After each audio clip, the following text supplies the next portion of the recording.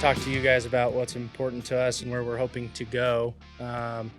There's a big void in the industry. There's not a lot of people that quite understand what other people are doing, and there's not a lot of interest trade-wide. So out of every 5 people that are retiring, there's only 2 people replacing somebody, which is insane. So Nick and I were talking about it. We wanted to somehow create a space where it's fun for people. We want to make construction fun. We also want to amplify voices for people that don't ever really get to talk about what they do. I don't know. For me personally, going home, talking to my family, everyone's like, how was your day? And I don't know how to get past just saying good. Just because a lot of it is personal. Like, I don't want to relive the day. I don't want to also have to explain the day. So selfishly, this has been really fun for me, and I think for Nick. We've talked about it off the mic. Is just, it's selfishly a blast to hear about other people's stories, because everyone has a crazy way of how they ended up where they got to, whether it was a hard road or it was an easy road or whatever. Everyone has a different story.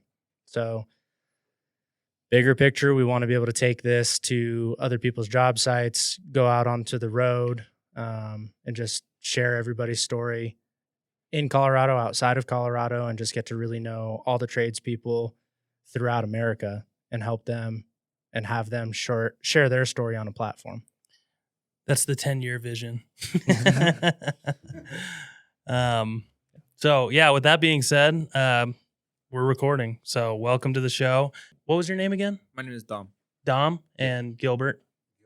Gilbert, I've been working with you since almost day one of my career, which is about 10 and a half years ago. I think I met you when we were building in 5 Points, the Wheatley.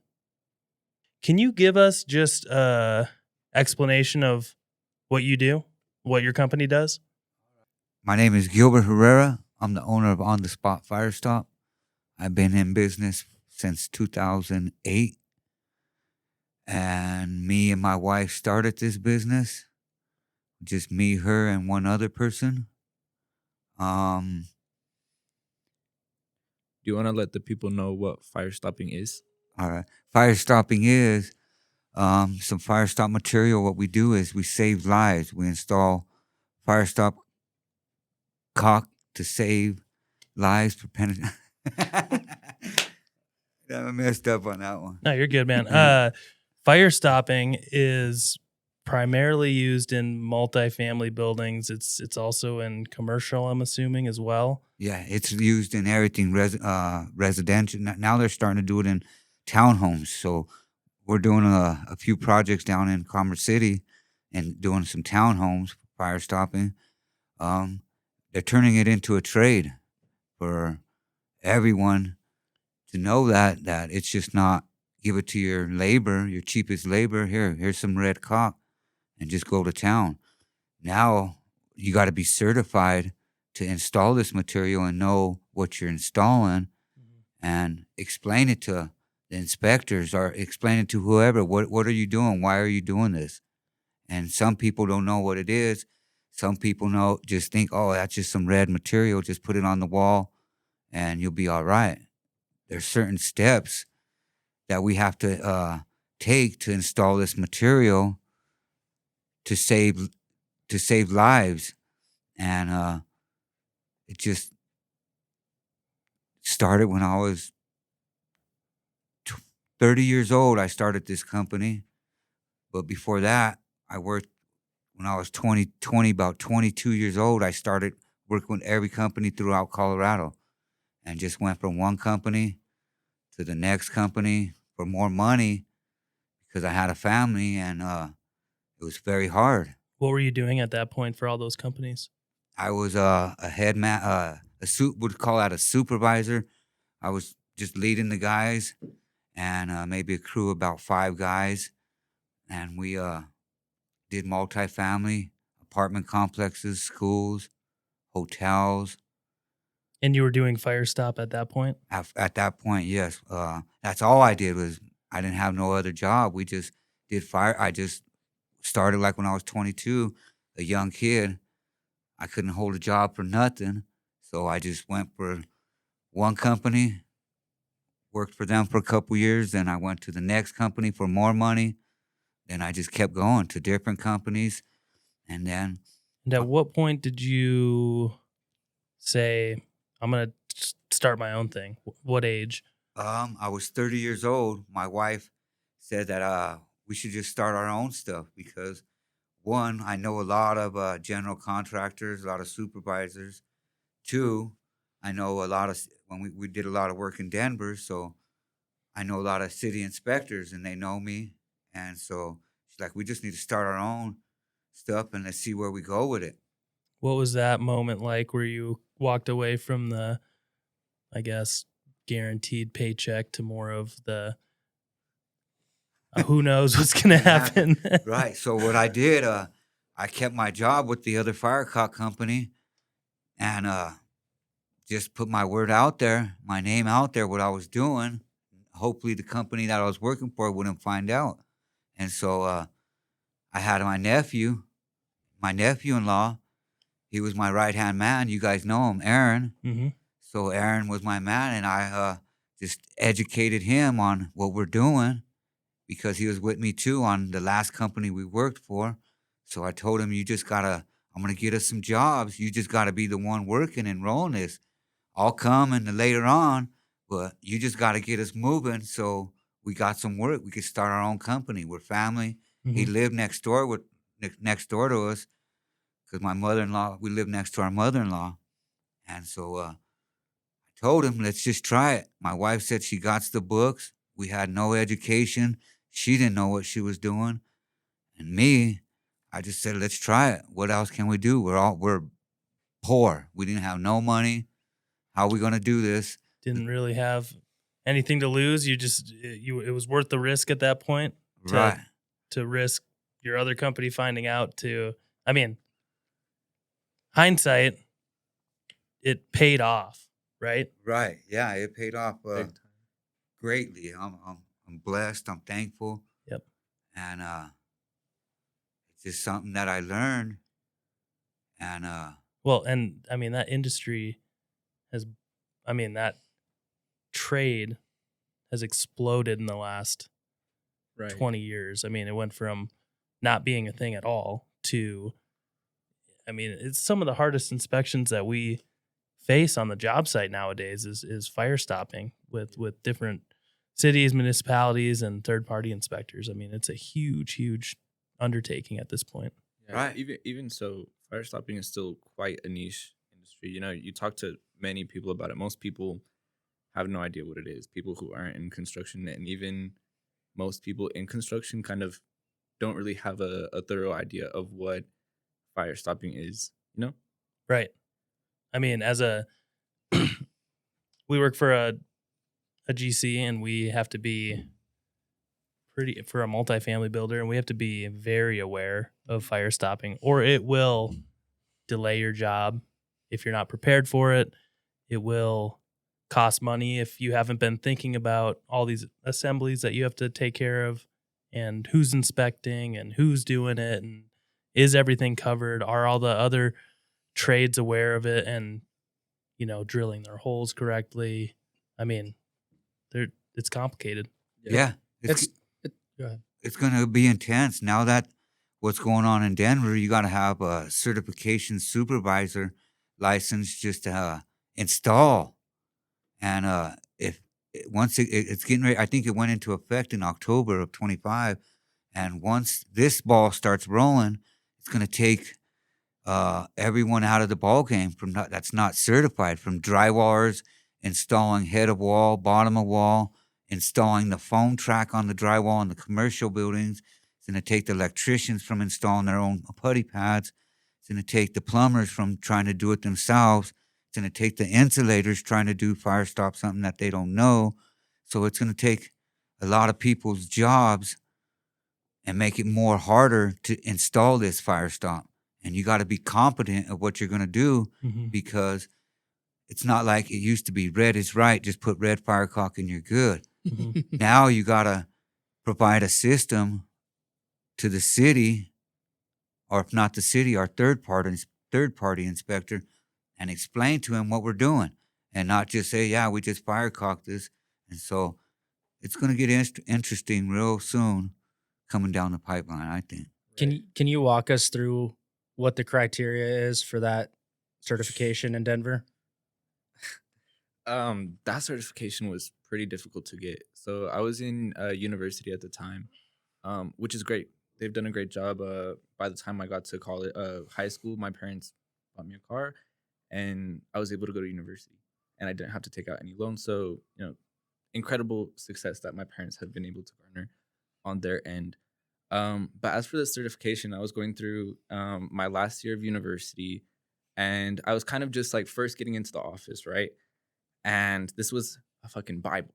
So I had to we had to consolidate all of we do like the STI trainings with like STI and Hilti. And we had to get like everybody's trainer cards. So, and they had to have like a certain amount of hours of how much they've trained or how many projects they've worked on. There's a ton of criteria for each of our employees. We had like, how many employees? Like maybe like 8 we had to submit all of their paperwork for it, right? We went down to the office in Denver to go submit our paperwork. They told us to submit it online. We go online to submit it. There's nowhere to submit it online. And so it was like a goalpost that was, moving. It took us months and months to 9 months. 9 months from when we first found out about the certification to getting approved for it. And by the time we were approved for it, I was studying elsewhere. I was in another country. So by the time all of this went through, I was already gone. It took us about a full 9 months to get this certification, which was incredibly difficult. And that was for everyone across the board in It your, was in your guys' company? It was for our company. I think part of the criteria was that a certain amount of we had to have a certain amount of employees that we would be like supervising, right? Because it's a D class fire or D supervising license. D. Right in line with demolition and all that? No, it was just separate? Separate, just all fire stopping, and everything regarding fire stopping. Okay. You got to be certified. You got to have your classes. You got to prove your classes, prove your education, prove your installer. What jobs did you do it? Get your install this at? There's what like time a of certain year? amount of hours that you have to have. Yeah, it's into a book, and you just got to fill it out. We had to have paper notarized. I had a friend who was a notary at the time, Mhm. and all of our employees are at like different job sites across the Denver metro. So I called my homegirl and I was like, "Hey, I have all of these guys who have paperwork who need to get notarized. A couple of who don't even speak English, so they don't know what's going on." So we rode around for 2 days in my car, going to the different job sites, and I told everyone bring your IDs. In our group chats, I was like, bring your IDs, we have to get this paperwork done. And we went to each job site and, got everyone notarized. So is that a requirement as of right now, or is that's going into effect? It's required right now, and there's still what I just got heard. I heard through who was just telling me they changed it again. UL, one of my partners that I know from UL, he said Denver's changing it again. So there's another revision. So it's going to keep coming. Do you have to do the same thing then? And no, they're revamping their program because something went wrong. With all the certifications, people are complaining about getting certified, and only maybe 5 companies in Colorado got it quick. I mean, it's a really rigorous process. That if you're jam packed with your office and you don't have time for anything else, it's not something that you could do quickly. And it was something that I'm fresh out of college, so I don't know how to do bureaucratic paperwork, you know what I mean? Yep. So, I was running myself in circles. It was really stressful to get this done. So I couldn't imagine for a company who, is busy, who has, a ton of jobs going on, and they're trying to, for a company like us, if my parents, if I didn't come on board when I did, I don't think that would have been something that would have been pursued. So what would have happened if you didn't get it? We wouldn't be working in Denver. But yeah, that's a big one. But Denver's the start of what's going to happen in Colorado. Now that they started it, it's going to start going. It's going to spread. Every different county is going to start adapting to it. Broomfield, right now, Broomfield's intense on it. show us your stuff. They don't got the certification, but they're before you get to a job, before anyone drills any holes, before anyone puts any firecock, the main and city inspector out in Broomfield, he's like, no, you got to drill your holes the right way. Call me out to the job site before anyone puts firecock in. We're going to do a walkthrough and just see what you guys are doing. Show me the systems that you are using. Who's the fire stopper?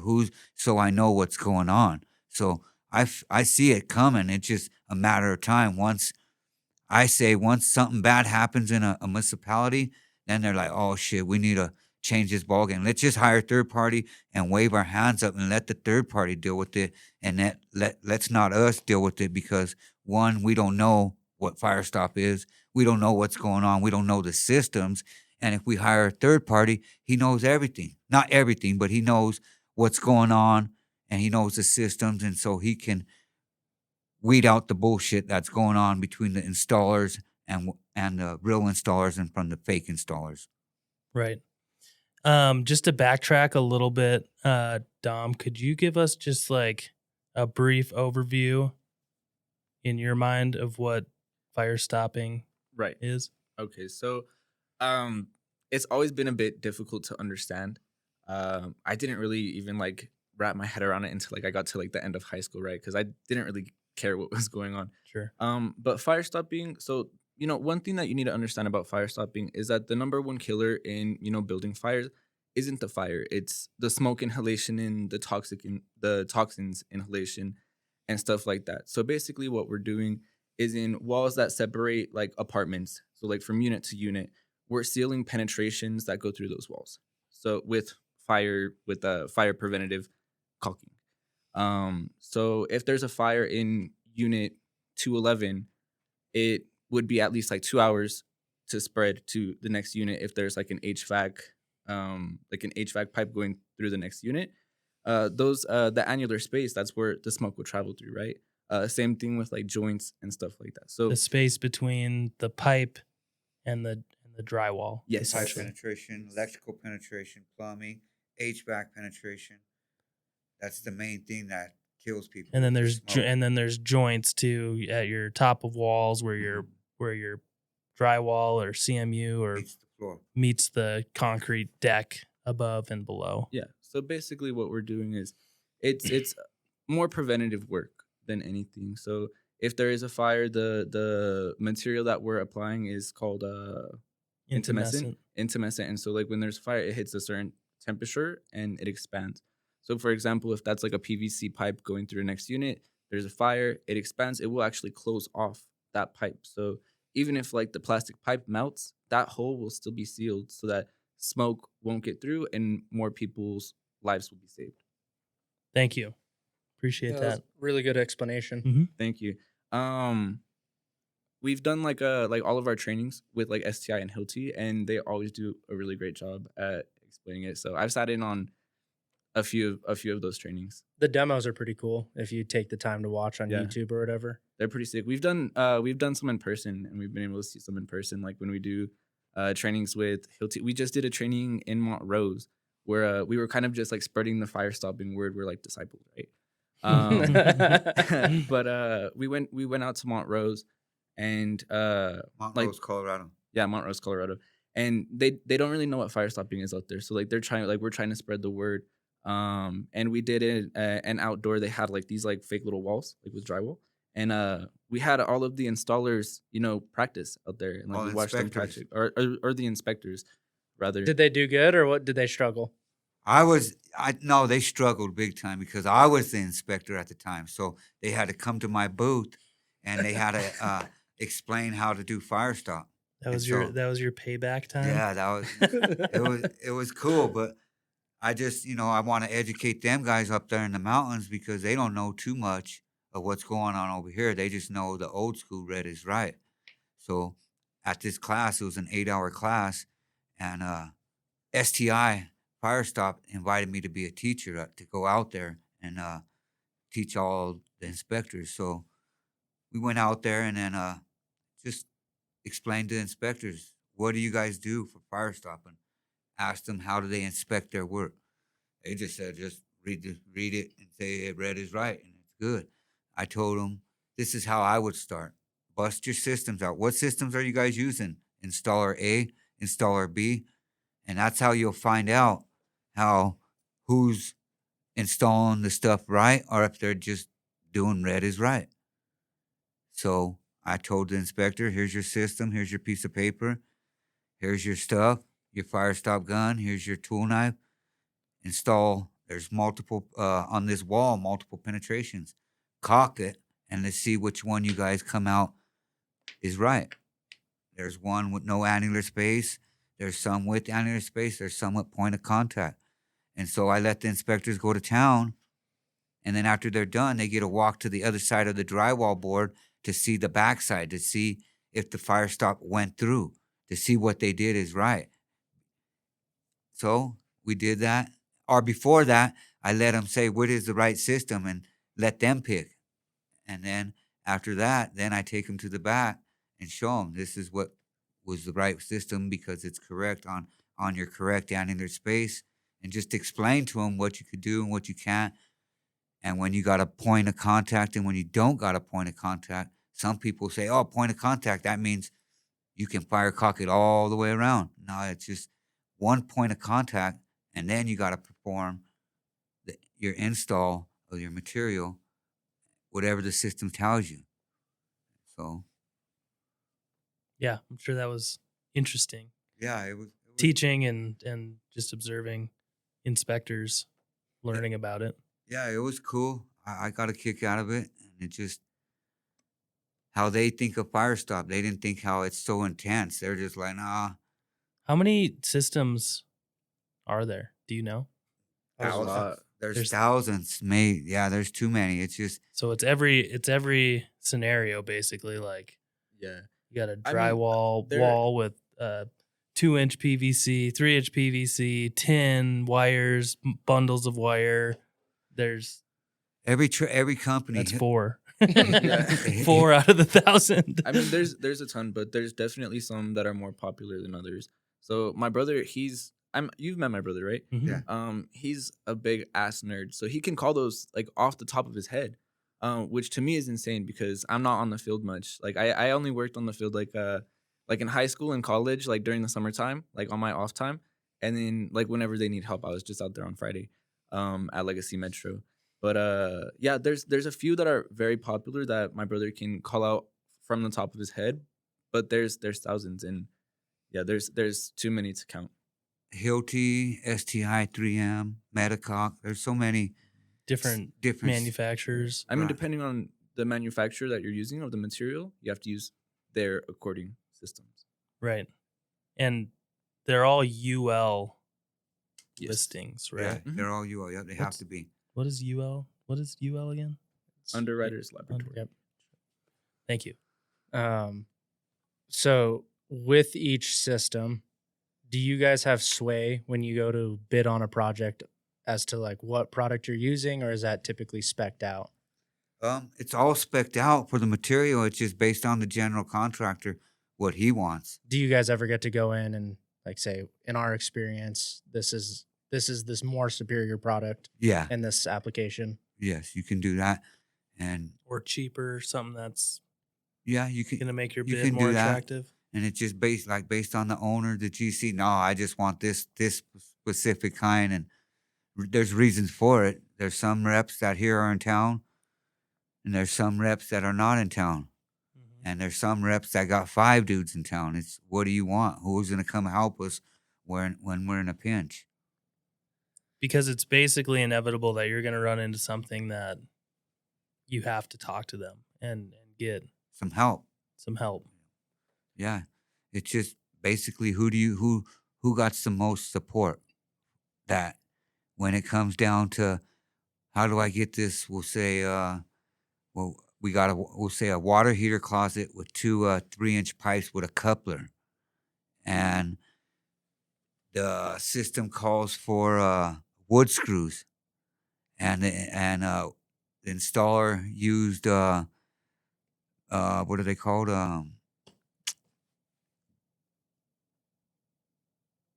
Drywall screws?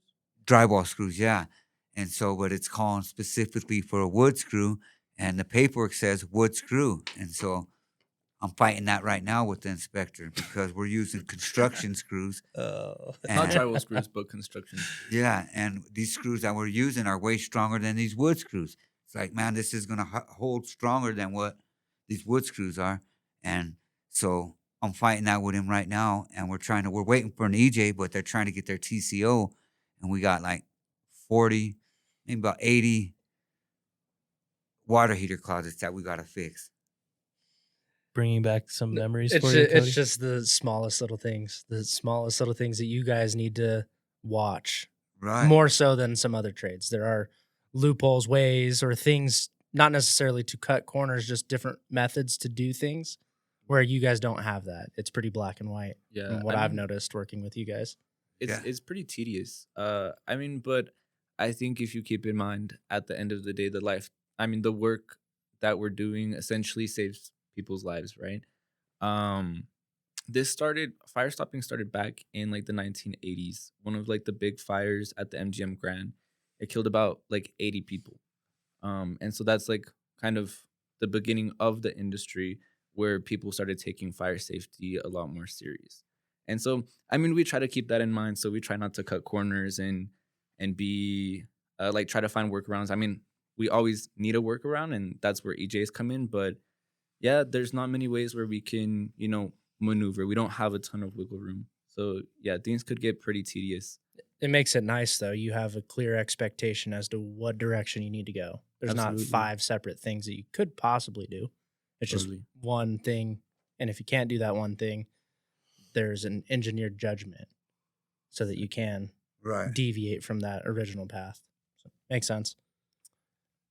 Gilbert, in your 20 plus years of fire stopping experience, right? Do you know exactly how many years? 18 for mine and about 9 years for working with everyone else. Okay. So, yeah, 25, 26 years total. What's been the biggest challenge on the installer side of things? I know you have business challenges and all kinds of challenges, but like from an installer standpoint, what's the hardest thing to deal with on these projects? Getting a reliable installer, a reliable body. One, it's so hard to find. Everyone got, I don't say everyone, but there's a lot of dudes that got issues. They got probation, they got baby mama, they got drug problems. There's just so many issues with the guys these days that they don't want to work. They just want top dollar. So you just got to weed them out and try to find the ones that are really reliable. And then when you find them, keep them and then try to train them the right way of installing this stuff so it gets done right and they're happy with what they do. What are the top 3 qualities you look for in an installer? If you got a vehicle, one. 'Cause- Transportation. Yeah, one, because how are you going to get to work? You can talk the talk, but you can't even get to work. Right. So that's number one. You got to have a vehicle. I know everyone don't got a vehicle, so I try to help dudes out, but just seeing what they're about. If they can read a piece of paper, can you read this piece of paper and understand it? Somewhat intelligent then. Yeah. The bar is not very high. But I think something that coincides with finding a reliable body is the quality control. I think that in the installing world, the quality control is huge, and that's something that we've always tried to keep a really good, handle of.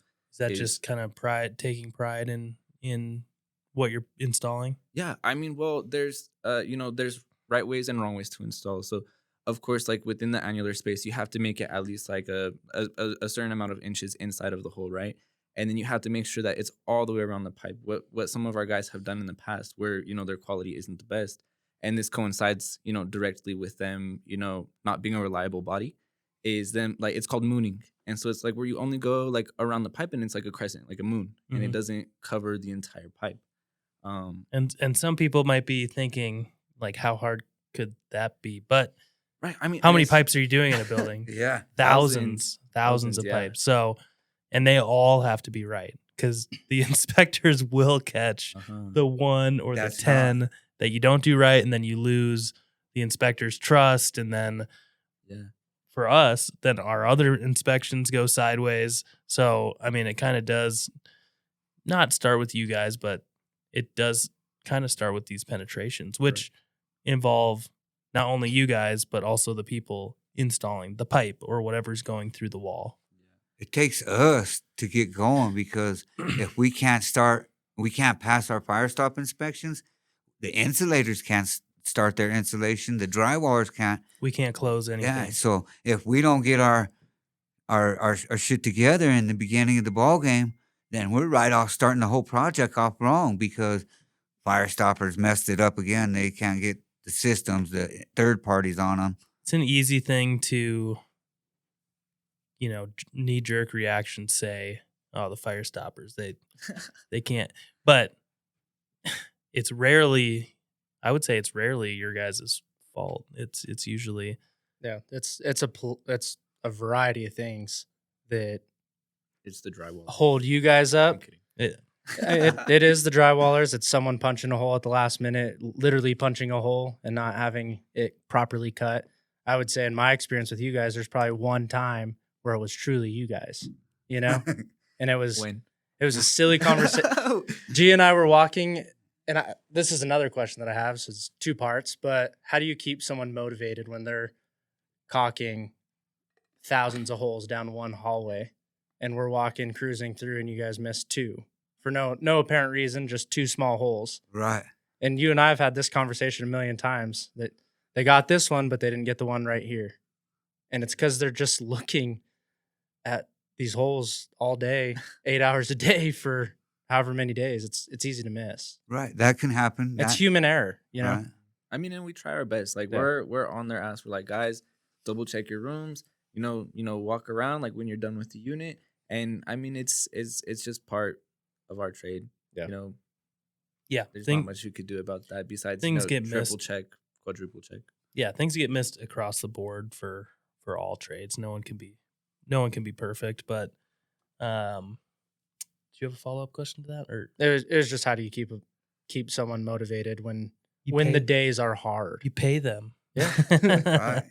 To do their job. How is your guys' like pay structure? Is it just like hourly? Yeah. Guys get paid hourly. We pay them hourly. Some of our guys who have been with us for a little bit longer get a little bit more. Like Aaron, he's been with us since we started, so obviously he gets paid a little bit more. Right. And then we do cost of living adjustments. So every once in a while, like everyone gets a raise. But yeah, we try to keep our payment structure fair. We're working on trying to figure out how we can, do like incentives, whether that's like employee of the month type of thing, or like who's on time, because we have them on an app where they clock in. And so it's been something that we've been in conversation about, but hopefully as we scale our company and grow a little bit more, we can bring that structure in. Right. So speaking of growth, how are you guys finding your employees? Word of mouth. For the most part, like most of them are like my cousins. We have a pretty large family. So a lot of them are like my cousins, friends of friends, like homies, neighborhood kids. Like it's really anyone. A while ago, we hired our neighbor's grandson, which was short-lived. But, we hired him, and, he worked for a little while. One of our employees is a step-cousin's homeboy. So, like, I mean, it's really word of mouth. I recently made a flyer, for hiring. So, next time, we're low on guys, we can go to the rec center and like, put up a thing. Cause like all the boys play basketball at the rec center. So that's a perfect place. Just like put that paper on the bulletin board, put it on social media, put it, wherever we can, where it'll get high visibility. And that's an avenue we haven't gone through yet, but it's set up. The framework is there. So when we need some guys, we're going to go put up our flyers, and they have QR codes on them. So they could, send in their application right from that flyer. Smart. You don't have to answer this question if you don't want to, but what could like a new installer start at wage wise? And tell me if you're not comfortable answering. $15 an hour. On our flyer says $20 an hour. Okay. So what's the path to progression? Let's use me for an example. I'm at the rec center dunking on everyone. I see your flyer. Yeah, right. I see your flyer. I bop the QR code and you guys get my application. I start day one. What am I doing for the next couple of months? I'm filling you out to see if you're really wanting to do this type of work. I'm going to show you what we do, walk around the job, show you all the other guys' work. And then you're going to say, yeah, I can do that. That's real easy. So then I'm going to sit you down on a bucket. And so for the first day, I'm going to let you learn how to load a gun because I work out of the bulk guns. I don't do sausages and I do bulk, 5-gallon buckets. So you got to learn how to work this gun before you start installing. So I'll just see if you're ready for this. So one whole day of 8 hours, you're going to sit on your ass and load a gun for everyone that's working. And just so you know how to load this gun. So when you're by yourself, you know how to work this gun. And you should wear your nicest clothes day one, right? Because No. you're not going to get anything on you. Yeah. Now we can't, what I did now I bought all the guys safety shirts. So I got my logo on it. And so now everyone we look like a little team. So everyone got the same shirts, the same hard hats. And so trying to make it uniform. And that's where you'll start out, loading a gun all day and just people coming back and forth to you. And then after you stay out for a week, you stay hanging out. I know you want to learn this trade. So we'll put you on with one of the experienced guys who likes to do this. That's real good. And that don't be cheating. And we'll just let him, you work with him. And then he'll just, after he shows you what he does, he'll put you up there and just watch you. And then he'll tell you what you're doing right or what you're doing wrong and why. So you get a good end when no one's there. You know what the heck you're doing and not mooning it like what Dominic said and just doing it the right way the first time. And so if an inspector gets on a ladder and climbs up to check that duck and it's halfway done, you're going to be in trouble. So that's what we're trying to avoid, these guys, teaching them at the beginning of the ball game so they know what's right and what's wrong. Well, your guys' reputation's on the line. Yeah. Even with newer guys, and you can't really explain that to an inspector, you know. Well, I mean, you can to a degree, but Right. They don't care. They're like, no, I don't care. no, it needs to be right. Right So- the first time and get it right because like you said earlier, if you start moaning everything, they're going to lose trust with you. And you don't want that because you're on a tight schedule for the GC and you want to keep this project moving. By you short stepping, he's going to be like, man, if he did this to this room, let's go check this other room. And just, nickel and dime you. Check Kind of a what domino effect. Right. And you don't want that. You want to start the project off good, explain to him what you're doing, how you're installing everything. And, after that, he'll say, all right, this guy knows what he's doing. And then after that, he'll have trust in you. And hopefully the job goes good. But if you start off bad, it's going to start a snowball effect for everything. Going back to your question about having a guy like the first when we first hired them on, the barriers for entry are extremely low, and compared to other trades, fire stopping is extremely easy. Like I think like the most heavy work you really have to do is carry these 5-gallon buckets around, which are like 50 pounds. So like it's super easy work. But like he said, we gotta fill our guys out and see if they want to work, if they're for real about having a job, because like he said, they have baby moms, they don't have cars, they have drug problems, and unfortunately that's like just who we're hiring at the moment.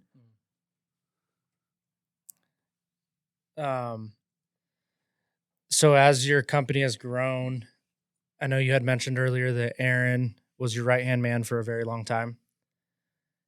How was it releasing him on a project by himself? Were you happy for him? Was he ready at that point in time, or how did that feel for you?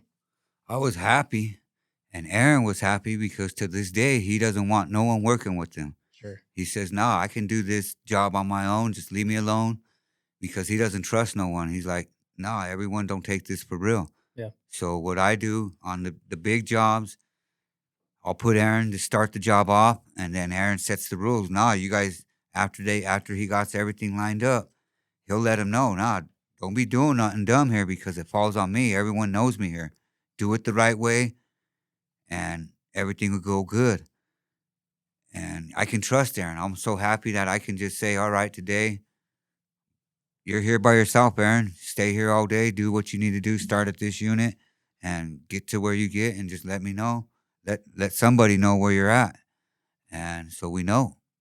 So I'm super happy with Aaron. I wish I could have about 20 of him. Yeah, I mean, it's a testament to you and how you've managed from the top down, because every single one of your guys does have a fire stopping passion. And I don't know if you've instilled the fear in their eyes or if you've truly like breathed fire passion or fire stopping as a passion, because they all are passionate about it. No, the training that I tell them, no, just think if your mom or your grandma in this apartment was to sleep here. Would you want her to sleep here, or would you want them to live here? Or if it's a hotel, would you want them, if you knowing you half-assed the job, and can you sleep with that? So I'm like, it's up to you. I can't. You got to do it right the first time. And if you didn't do it right, go back and do it right again. Think about it, because if not, eventually 5 years down the road, somebody's going to pay if it catches fire, and you'll probably have a conscience because the lady died or the people died. Something bad could happen. So why go that route? Right. That also comes back on us. If there were a fire at, a hotel or an apartment building, and somehow they're able to investigate and backtrack it to a faulty, or a improperly installed fire caller, that would fall on us, and that could, be the dissolution of our company. Especially if we're not, multi-millions yet, then yeah, that would totally mess us up. We're gonna take a break here in a couple minutes, but before we do, I just wanted to ask you, Gilbert, what does it feel like to have built this company that you, your wife, your kids, your nieces, nephews, Sister.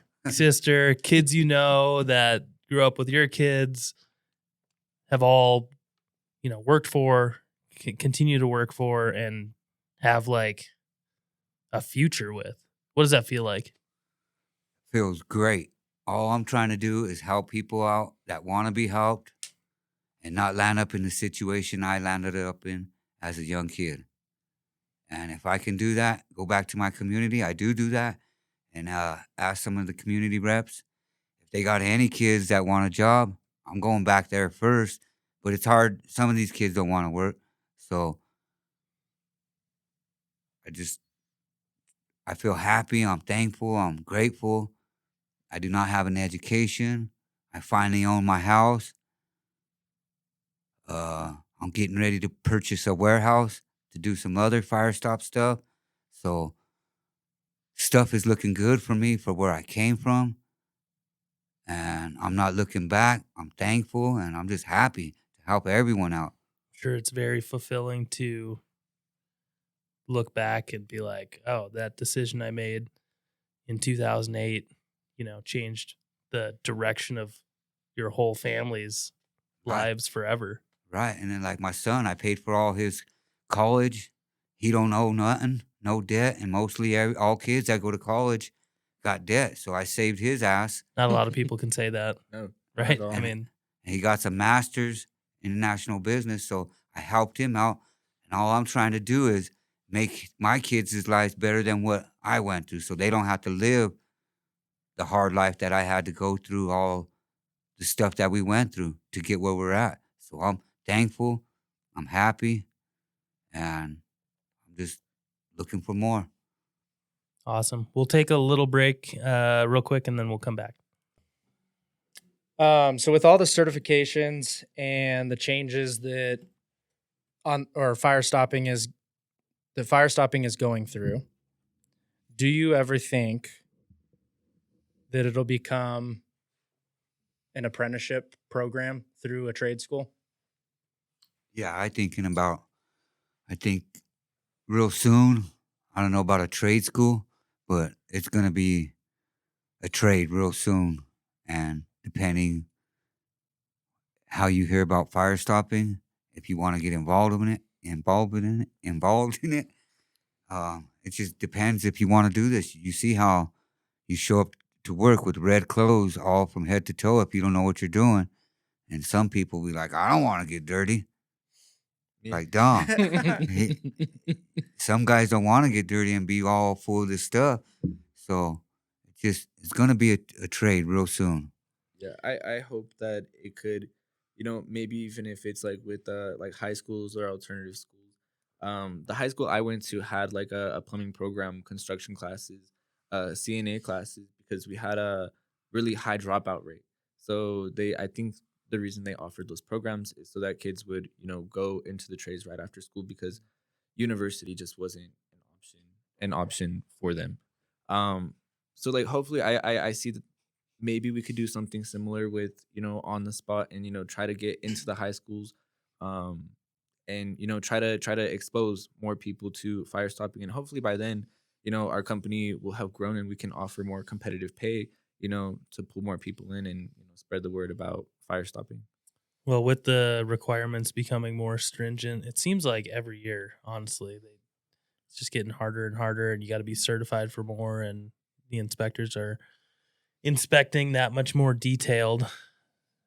Like, yeah, I mean, it's going to continue to open up revenue opportunities for you guys, and I'm sure that'll be passed down to the people installing in the field. Yeah, totally. All right.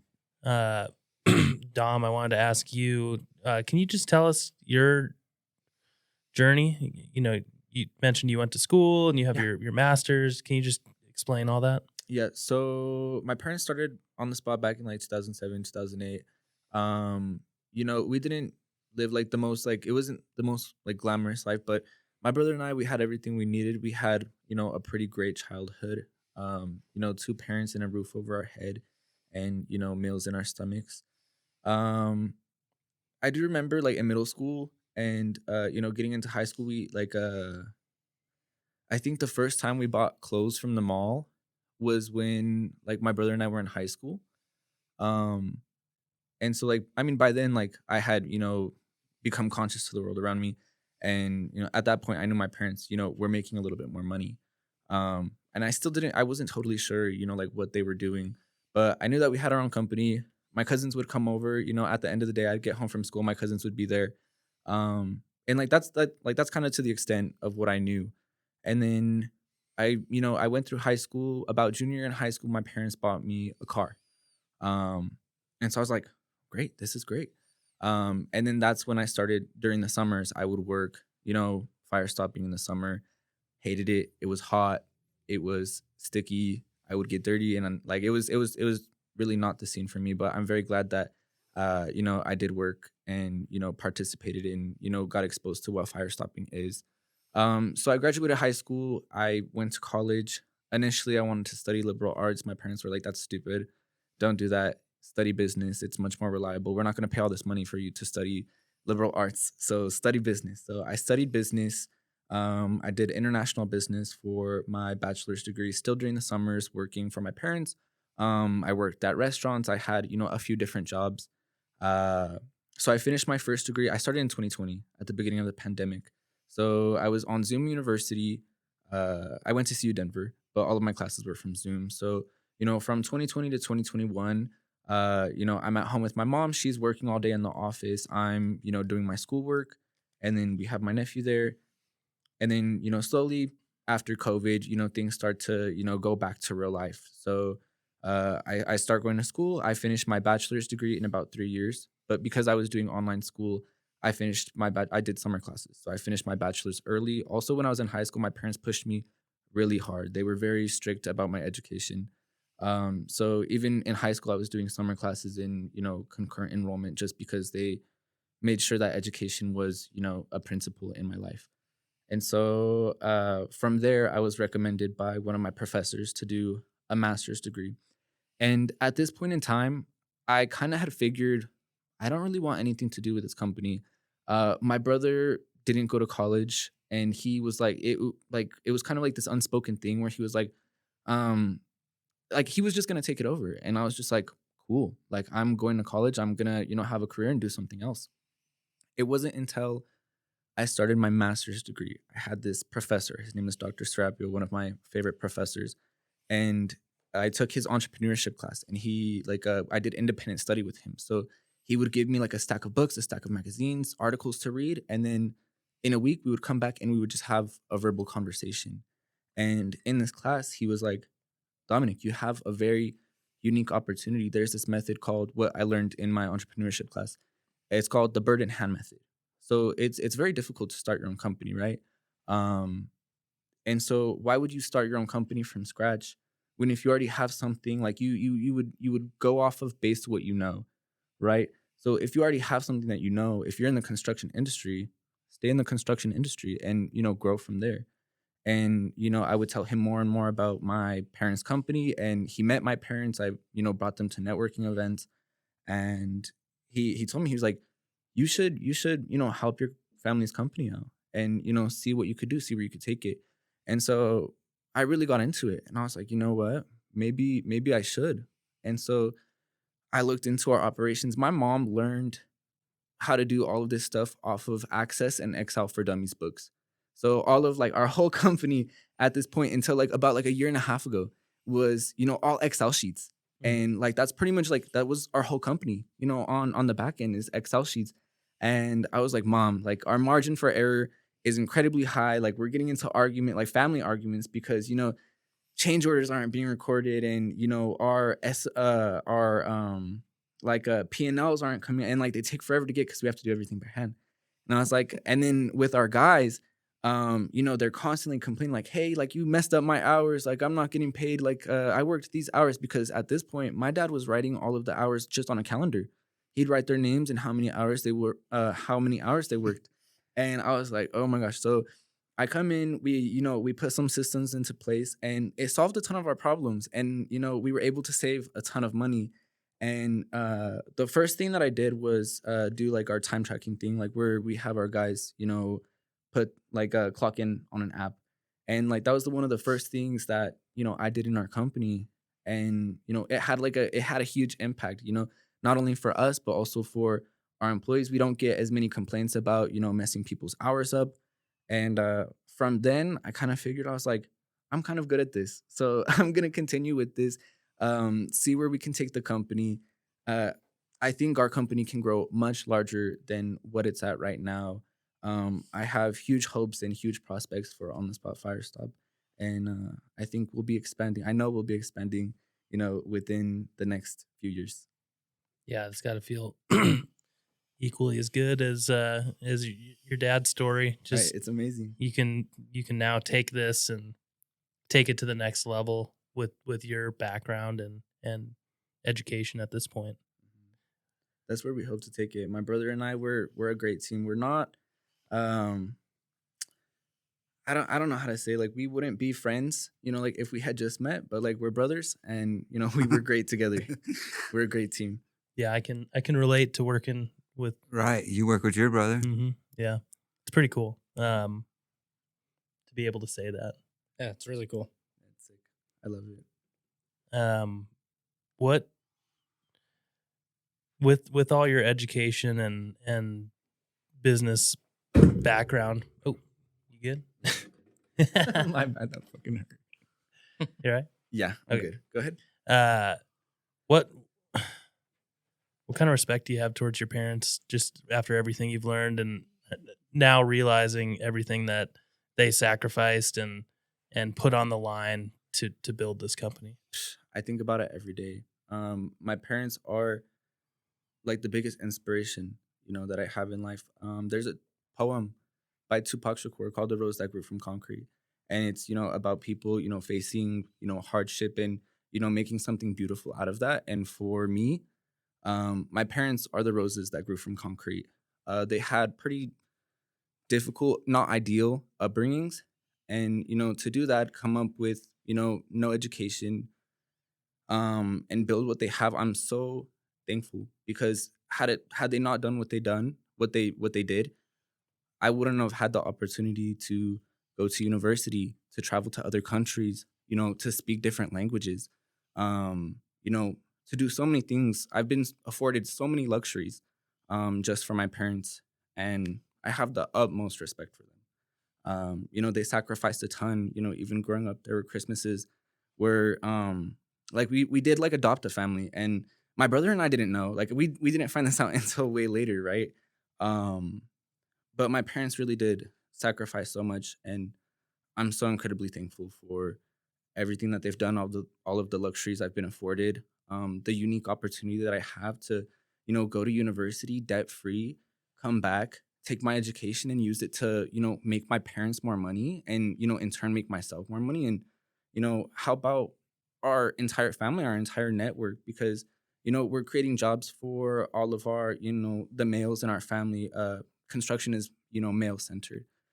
So like all of the guys in our family, like if they need help, like they hit us up.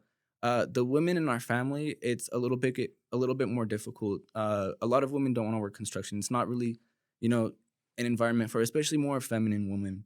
And so like that's why as we expand, I hope that we can open up, opportunities in the office so that we can, expand our network of who we're helping out. Mhm. Yeah, I got 2 females work for me now. My sister, and we just hired a female to see how she says she can do a drill gun, work with all tools. So I tried her out, and she's been with me about 2 months now. No, Yeah, she's been working for a minute and she's pretty good. She's in Yeah. the field. yeah, Yeah, she's she's in in the the field. field. That's really cool. I put her as a putty pad. I was like, let's just throw her as installing putty pads because it ain't too hard to do putty pads. So I put her with someone who knows what they're doing. They stood there for a week, and then I said, all right, you're on your own. You only got 200 more apartment units to do. Hmm. So what you did to these, you got to do the same for the rest. And here she is. She knocked out that building all by herself. And now she's installing. There was no firecrackers to install. She's like, yo, I got it. I watched Cruiser and the guys do it. I was like, all right. So she did it. She sent me a picture, and I was like, oh shit. So she's on point. So now we're getting ready to put her in training because she's ready to go. She wasn't scared, and usually, females are like, I'm not touching that. I'm not getting dirty, and Mm-hmm. all the bull. Yep. That's how one of my cousins is. She needed, or she quit one of her jobs, and I was like, come work for my dad. And she was like, hell no. She's like, that's a boy's job. I'm not gonna do that. And I mean, yeah, for it's not for everyone. Right. Yeah. What is it? Do you get a sense of pride when we turn over a building? Are you able to kind of step back and be like, I was a part of Oh yeah. this building, because there's so many trades that the stuff that they install, you can't see at the end anymore. It's foundation guys and insulators and anything that's in the walls. You talk to electricians and plumbers, and they're most proud of the stuff that you can't see because it's the most intricate stuff that gets buried inside the walls and whatnot. But at the end of the day, it's interesting because everyone can step back and look at the project once it's done and be like, wow, we as a team built that from nothing.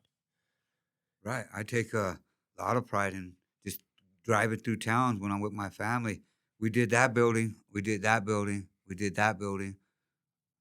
Go through another town. We did that one. And just, this is what we done throughout these years. And look at these buildings.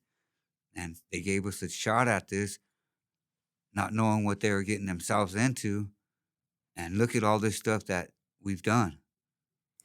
Yeah. Well, so I'm going to mention this again, but someone that we had on the podcast a while ago said, my uncle told me that like you guys are building the skyline of Denver, and a lot of people could be like, well, you're just doing the fire stop, or you're just doing the insulation or whatever. But at the end of the day, these buildings aren't a building without every piece, especially, life safety is a huge part of that. Like, you are building the skyline of Denver.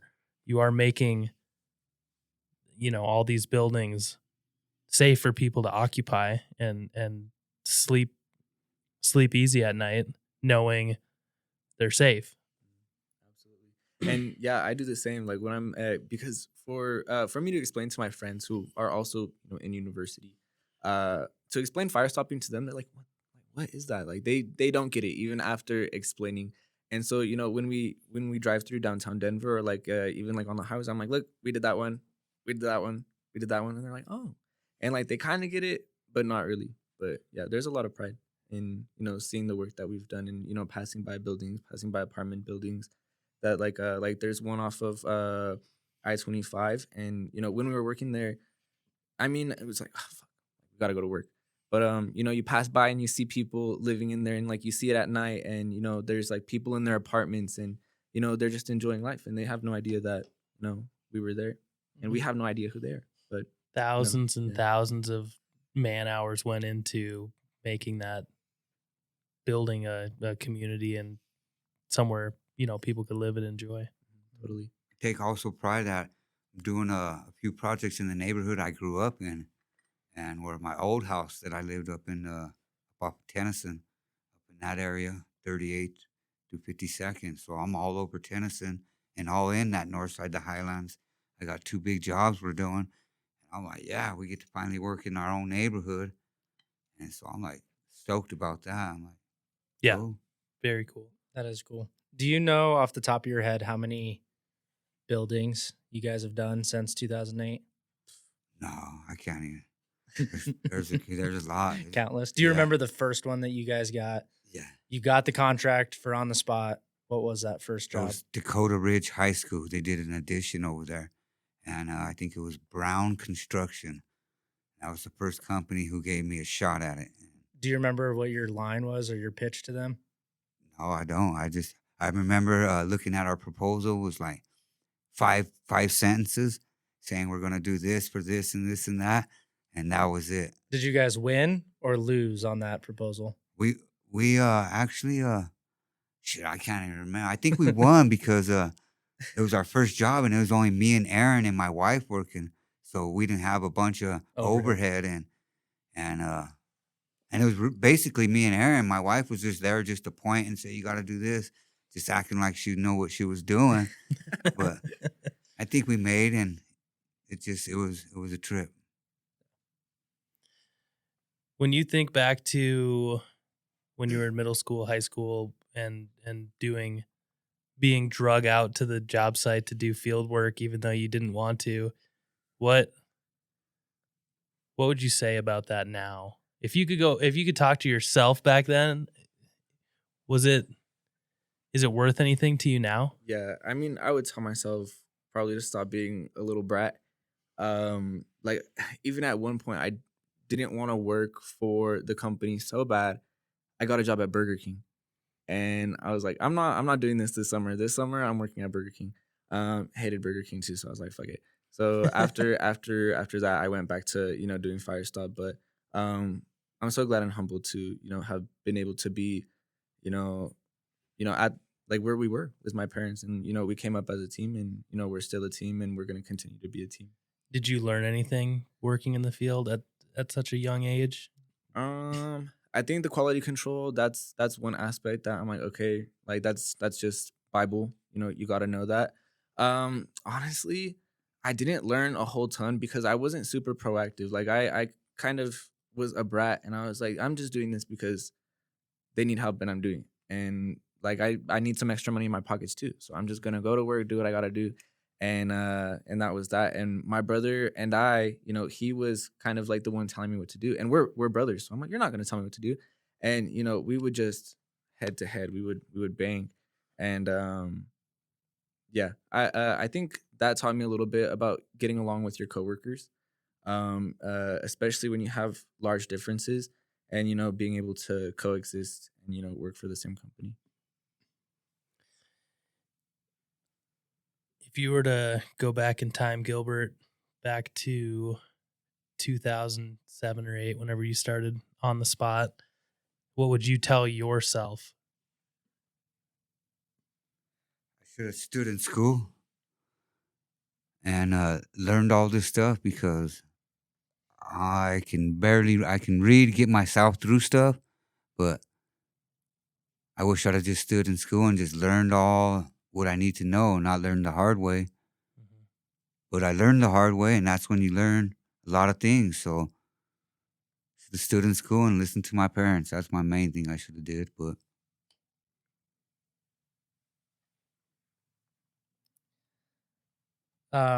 So outside of work, obviously you guys spend a lot of family time at work throughout the holidays and you guys are very close. Is there anything that you guys like to do individually? Any hobbies that you guys have? Anything that you guys like to do to alleviate stress? What have you? we just go camping. Our main thing. I got a little cool RV. Uh, it sleeps 11 people. So So it's not a little RV. it's an RV. So, when we go camping, we take a full crew and we go out, leave work at home, and just have all the family show up at a spot. Are the ones that we want to go to have a good time. The ones that there's certain family members that can't go because too much alcohol or something happens. So we want to take the ones that are want to have a good time and no problem, just do some fishing and do that, be a family, and that's what we like to do. Me and my wife like to go to Central City, but Yeah. nothing good happens there. I think broadly speaking, traveling in general is something we all like to do as a family. When I was studying last summer, I was studying in Portugal. My parents came to visit me. That was their first time to Europe, and it was a blast. They visited me in Puerto Rico. We had a blast. My mom came with me to move me out to Colombia, and it's always great. Being able to go to other parts of the world. My parents never traveled internationally besides they went to Cancun in 2000 before I existed. But it's great. I love traveling with my parents and having them around and seeing them experience things for the first time too. It's a really great thing to see. Yeah, now that I got a little bit of money, I've been going wherever this guy was at school. We'll go all over, like Puerto Rico, Portugal. Where else did we go? Um where have you Florida. We guys just been? been Yeah. going all over with my little company. None of my family ever. My mom, dad, they don't get to go nowhere. And now with our little company, I've been going, cross country and stuff, and just doing the dudes, living it up and being happy. Work pays off. Out of all the places that either of you have ever traveled to, where could you see yourself living permanently? Or could you see yourself living permanently anywhere else? I don't know. I love Colorado. I think I'm moving to Brazil in January, at the end of January. I'm gonna be there. I'm gonna stay on my 90-day visa. Um I don't think I would live there permanently. I think if I were to live somewhere permanently, maybe it would be Europe. But I don't know. I love Colorado. Colorado's beautiful. The mountains, the nature. We have all four seasons. Um, you know, Colorado's a great place to be. So I don't think I would ever live somewhere else permanently. Um, but definitely for extended periods of time, I can go anywhere. Me, Colorado. I ain't going nowhere. Just Colorado is where it's at. Denver. Ain't nowhere for me to go anywhere else. I'm here. Would you buy up your childhood house? Shit, the state bought it. They eminent domained it and made the highway bigger. So there ain't no getting that. It's gone. Yeah, it's in the middle of the I-70 and Brighton Boulevard. So there ain't nothing there now but a part. Or it's highway, all highway. Yeah. Were you able to play any sports, either of you, growing up, or were there any hobbies or community-esque things that you guys did? Yeah, I played football, basketball, baseball. I wrestled. Did all that growing up as a kid. Um, yeah, did all that too. Yeah, when I was in high school, I was super involved with extracurriculars. I ran track, student government. Uh, a lot of it was like college classes and stuff like that. Do you think any of those extracurricular activities helped shape some of the things that you guys do today? Do you think it had any, I don't know, any kind of sway in terms of what you guys do on a day-to-day basis? I think overall, I go to the gym every day. I think overall, it's helped me become a more well-rounded, individual. I'm able to even working at home with my family all day. We wake up together. We, all go to work at the same time. We're all off at the same time. We eat dinner. We spend so much time together. And sometimes, these guys are working till like 9 p.m. and, they're just like on the computer typing away. I think one thing that I was able to learn, with going through extracurriculars is having an off and on switch for work and me time, which my family, they don't really have that off and on switch. They'll work till whenever. But I'm very much like when I'm done working, I'm done. I'm not clocked in. I'm done. Gilbert, do you have a time in running on the spot where you just didn't want to do it anymore? No, because growing up, it was so hard working for other folks. It was just impossible to me to hold a job. And with On The Spot, I love it. I wake up early in the morning. I go to bed late thinking I got to get to work. Firestop is everything to me. Made me who I am now, made me have a little bit of money. And working with other folks, I didn't have no money. I lived check to check, struggling how I was going to get paid. And is it worth it to do this? But no, I love this, what I'm doing right now. Me growing up as a kid, the hard life, going through this, what I got now is just made me who I am now. We didn't have nothing. I dropped out at 8th grade, or we'll say 9th grade. Yeah, give yourself that extra year. Yeah. I call it 8th grade honors. My grand says, he asked, what grade do I finish? And I told him the 8th grade. I finished in 8th grade with the honors, dude. So he's like, I'm just a couple grades behind you. But for me learning my hard life, the hard knocks of what I went through was very hard to be where I'm at now. And so I'm always telling myself, you don't want to go backwards. If you think about that bad stuff, what I used to do, it ain't worth it. And I'm so glad that I found this company. Me and my wife found this. It changed my life so much that now I see all my friends that I grew up with. Most of them are dead, aren't doing not just a few years, they're doing 60 years, 20 years. And seeing all the friends that are out here, they're all on drugs, all looking weird and stuff. And I'm like, man, I'm glad I did what I did to get where I'm at and not go that other route that all my friends are at. And they live 2 blocks one way, 3 blocks down the other way. We grew up in the same neighborhood, same mom and dad, same food. Not the same mom and dad. It's the same people who we all grew up with, the same type of people. And they decided to go the other way. And I was like, man, I'm glad I made that change. And I didn't want to keep hanging out and doing the stuff that I did. And that was the best choice I made. Or my wife told me, it's either keep hanging out with them or I'm going to take these kids and leave. So what do you want? So I was like, well, I guess I want you and my kids. So that changed me right there. And that's when the whole ball game changed. And just learning all the bad stuff that I went through is not what anyone wants. So that's why I was very strict with my kids. Show them to work. And when you work, it's going to pay off. And that's where we're at right now. That's awesome. I think it kind of goes without saying. We typically ask our guests, like, is going into a trade or into construction in general a viable option? But we don't even have to ask that question. Obviously, yes, for what you did and for where both of you are at now, it is a viable option. Because there's plenty of people out there that going to college isn't an option. Number one, it's expensive. Number two, some people just don't have a passion or aren't good at school. Right. Can't read or write. Yeah, right.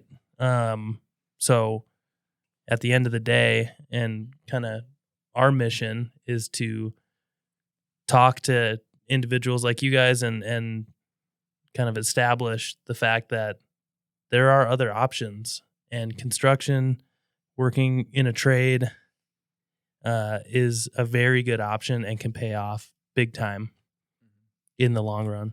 Yeah, totally. I think one thing that, maybe could be improved about, entering construction is, the points of entry. We're finding all of our guys, word of mouth when they aren't in, you know, the best positions, financially, social, emotionally, um, like they're just usually not in, the most, like, the best situations.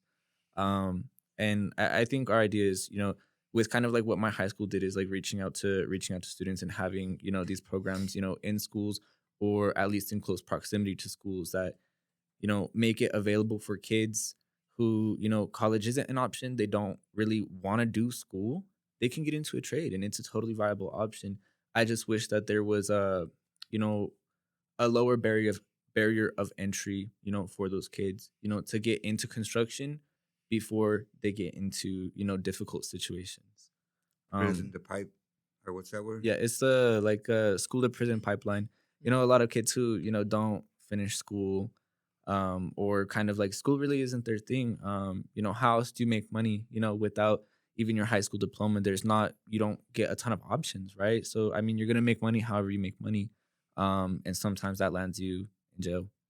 Um, but yeah, I think we could totally try to figure out a way to, get, even high school age students, more interested in construction. And my high school did a really good job at that. Did you go to an inner city school? I went to Westminster High School, so it's like not totally inner city. Um, it was like off of like what, like 72nd and, yeah, 72nd, and like between like Sheridan and Lowell. Yeah. So it's like kind of like in like Westminster area. Not super inner city. But like also it's not like we weren't in the sticks or like the boonies. Yeah, I've one thing that is super near and dear to my heart is I grew up. Um, Obviously, I'm a little bit further from South Colorado Springs, but those schools in South Colorado Springs, some on the east side, is where I've been able to have the opportunity to teach in trade schools. Strasburg High School, Byers, Bennett, Deer Trail, all those eastern schools, they do have trade programs. They offer it as like a secondary thing to some kids just based on how they're learning or where their priorities are at.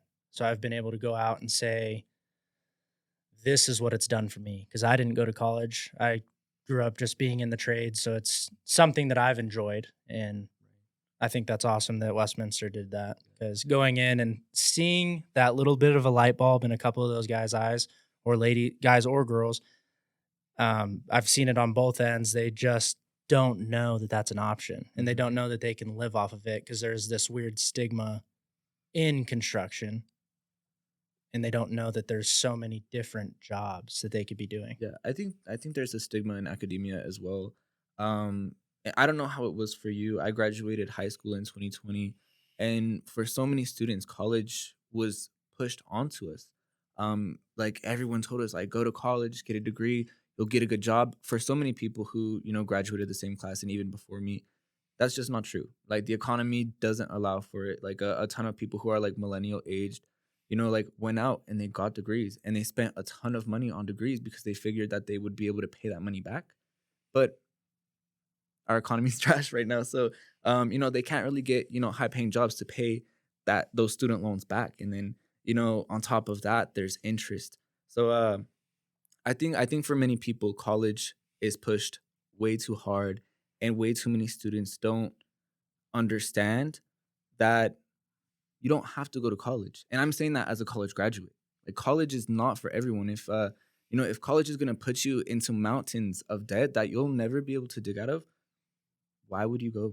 Like you're gonna ruin your life. And if you really have a passion for it, like go and get scholarships and do what you have to do. Or if it's really something you want to do and you're willing to take out those loans, hey, but construction and the trades is just as much of a viable and, respectable industry to get into.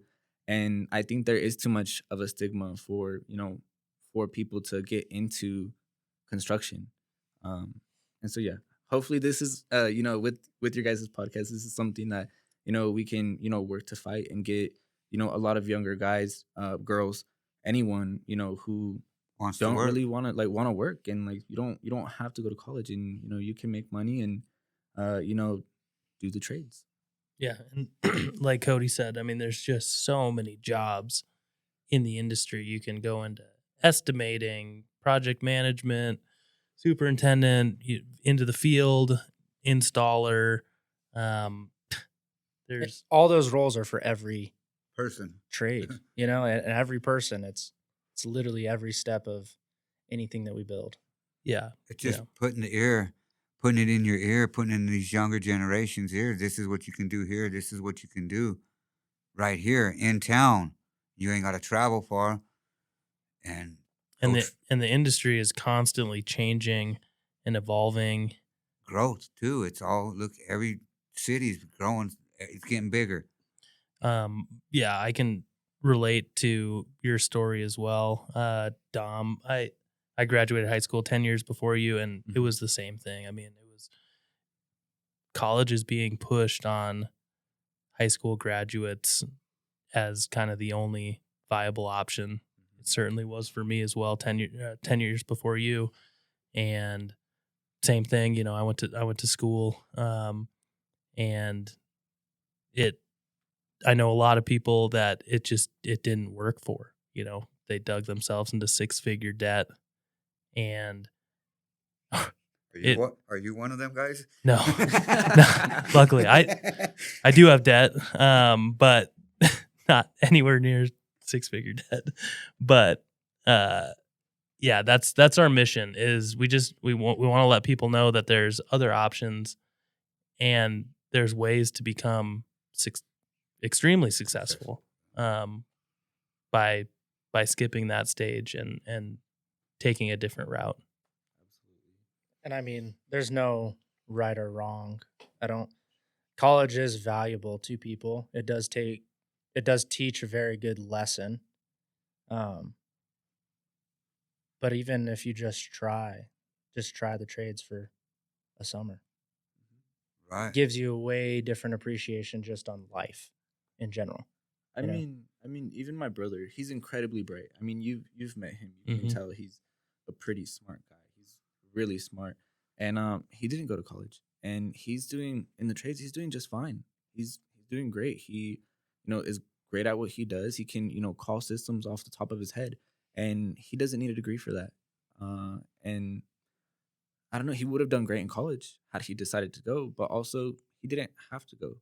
I mean, also partly because this is a family company, and we do have it's easier for us to have a job because obviously it's our families. But you guys should mess with him and tell him, unfortunately, you can't step up into a senior role due to your lack of degree. He would flip. I know more than all of you. Yeah, he would. He would totally freak. Oh man.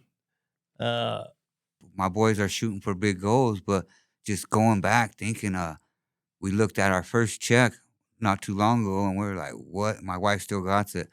And we were like, what the heck? And then now we're getting big checks, and we're like, gee whiz. This is just so crazy and incredible, just from nothing, with no degree, not knowing nothing, just trying something out, throwing something on the wall, and it stuck. And now I'm killing it. It's sounds like it's just a lot of your willpower and the ability to just keep going, just keep pushing and keep growing, keep learning. Right. Keep going. That's paid off for you in the end. Right. Just keep on educating myself. Keep going. We're part of an association, Firestop Contractors International Association. So keep being involved in the Firestop. I take two trips a year throughout the U.S. and go to their classes and get educated, learn more of what's coming up, and just educate myself, my son, and just keep going as it comes out. Stay ahead with it. When it comes out, we're knowing what's coming out, not waiting to the end I to not knowing what's coming out. I think that's also an aspect of good business is staying ahead of the curve, and being proactive about learning about your industry, kind of figuring out what's coming up and how you can stay you know ahead of everybody else. Yeah, I've been meaning to ask. So, as a business owner, the all the certifications, the multiple vendors, manufacturers, do you have to pay for each certification, or do these companies give you guys the lessons for free, or does it depend? Um, they give them to you for free, but certain people you just get basically a generic class and a lesson. The Hilti accredited Firestop contractors get a main course. You can get 2 hours. You can get a lot of help and a lot of resources on what's really going on and intense stuff. It depends on how far do you want to get intense, how far do you want to get involved. You got level 1, level 2, level 3s. It's based off what you want to get involved, and yeah, they'll come to my office and they'll say how many guys you got, and we'll tell them 10 guys. They'll come in and just give us a 3 hour show of all the do's and don'ts and get everyone trained compared to another training. Hey, just come for an hour, 2 hours. Oh, you're certified, and not knowing what's going on, but oh, I got a little certificate and just a little certificate, but Do you think that'll change with the accreditations? Do you think there's going to be some financial impact to the trainings? no, because they're trying to promote their material and they want you to use their material. And if they start charging, hey, I'm going to charge you to train you, this other guy's for free. And what's the difference between you and him? Oh, we're just going to go use this guy's material. Their training's free and it's cheaper. So Yeah. I think it'd be free. They're just trying to educate everyone who wants to know this stuff and educate them the right way of doing it. We're kind of coming up on our time here. So just to wrap things up, do either of you just have a general message that you want to throw out to our listeners, whether it be a young kid that's debating going to school or jumping into the trades, or someone that's in the trades already, either struggling or thriving, or just anyone at all that's listening?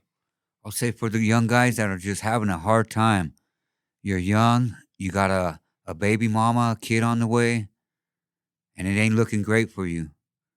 Just go to work, find a trade, and give it a try. If it's not plumbing, try it out. You don't like it, try HVAC. You don't like it, try electrician. You don't like it, try an insulator. Just try something out, and you might like it after you go through every trade. The last one, you might say, "Oh, fire stopping. I like this stuff."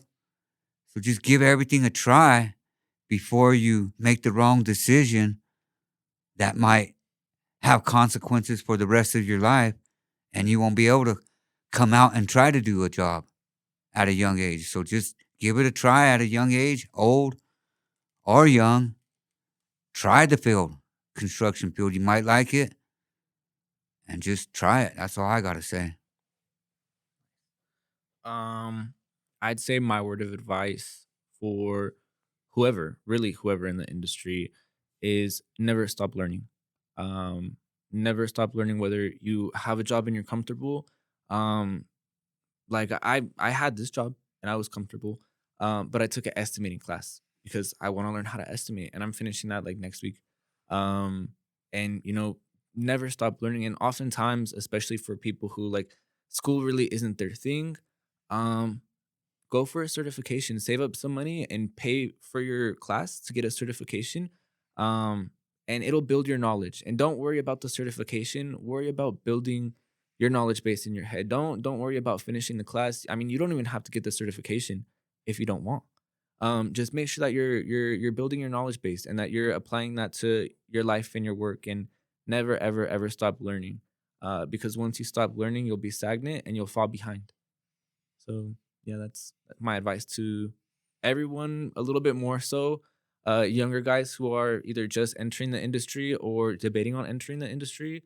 I think going for a quick certification, building your knowledge base, that's the best thing that you can do. Super inspiring. I appreciate your guys' time. Thank you for joining us on Ruction Nation. Yeah, thanks, guys. Thank Right you. on. It was a great time. Appreciate it.